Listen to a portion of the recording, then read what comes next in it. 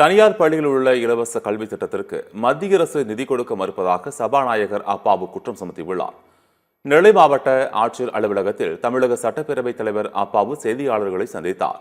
அப்போது பேசிய அவர், நெல்லை மாநகராட்சி பகுதிகளில் உள்ள 96,000 வீடுகளுக்கு தண்ணீர் இணைப்பு வழங்கும் பணி நடைபெற்று வருவதாக தெரிவித்துள்ளார்.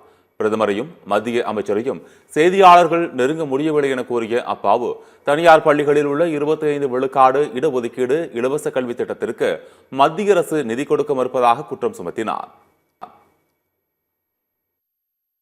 அப்போ பாரத பிரதமரும் பேச மாட்டாங்க, பாதுகாப்புத்துறை அமைச்சரும் பேச மாட்டாங்க, எந்த அமைச்சரும் பேச மாட்டாங்க. ஒன்றிய அரசுல இருக்கவங்கன்னா என்ன நியாயம் சொல்லுங்க?